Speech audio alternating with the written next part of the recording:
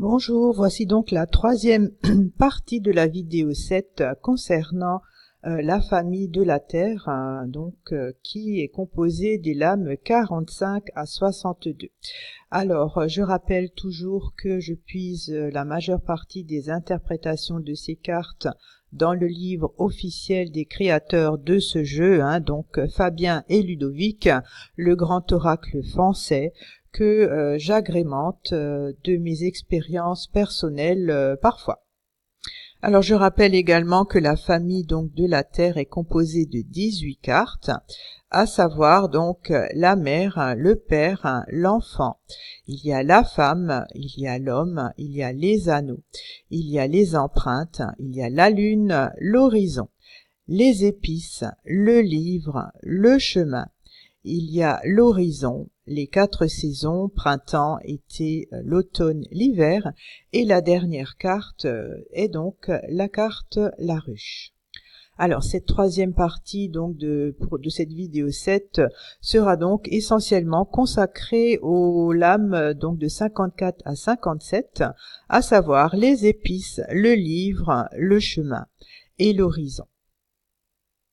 Alors je rappelle que ces cartes, comme toutes les autres cartes de la famille Terre, n'ont aucune graduation, donc c'était la subtilité utilisée par les auteurs pour donner un côté plus ou moins positif. Il n'y a aucune étoile, donc ce sont des cartes neutres. Et pour connaître la finalité lors d'un tirage, s'il y a une de ces cartes de la famille Terre qui sort, il faut regarder les cartes avoisinantes pour voir si c'est plutôt positif ou négatif. Alors avec la carte 54, les épices, il y a toujours une connotation d'ailleurs, c'est le côté lointain, c'est donc l'ailleurs. Ça peut aussi être quelque chose de nouveau dans la mesure où c'est de l'ailleurs.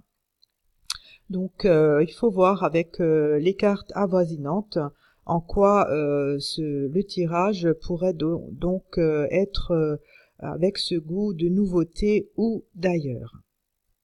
Alors cette carte peut aussi parler d'export, voilà, on peut faire des transactions commerciales dans d'autres pays, ou alors ça peut des fois parler des transactions par internet, vous voyez, c'est des choses dans ce sens-là.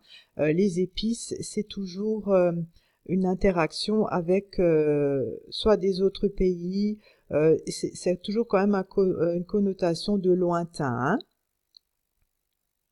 Alors, avec la carte 55, le livre, il s'agit bien souvent du passé, des antécédents.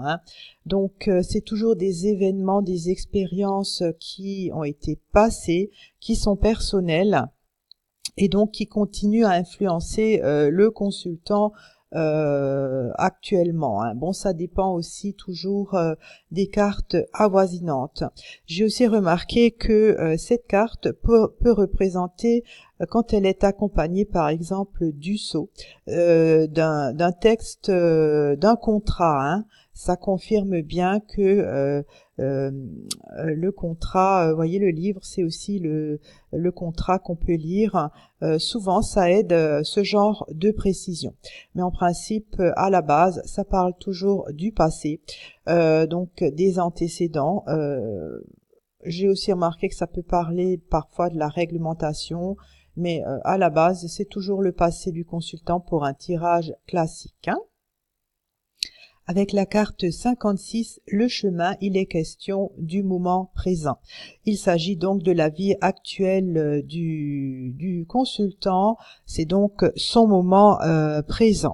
Les auteurs disent que cette carte représente donc la vie d'aujourd'hui de la personne qui consulte, c'est le contexte dans lequel il évolue, c'est son chemin qu'il emprunte actuellement dans la vie. Donc c'est toujours le côté actuel, c'est le quotidien, c'est son mode de vie, c'est vraiment le moment présent. Donc quand cette carte sort, on peut vraiment dire que c'est ce que la personne vit actuellement. Avec la carte 57, l'horizon, il s'agit toujours de nouvelles perspectives pour un avenir différent.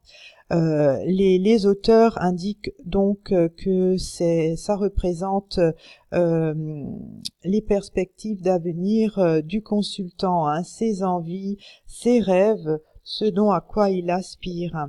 Ils indiquent aussi que en fait le soleil se couche, hein, vous voyez l'horizon c'est très loin, c'est infini. Le soleil se couche et il va donc se lever avec un nouvel horizon, hein. Donc cette carte parle toujours d'avenir, hein, de perspective. C'est une carte quand même de projet et d'espoir. Donc cette troisième partie pour la vidéo 7 est terminée.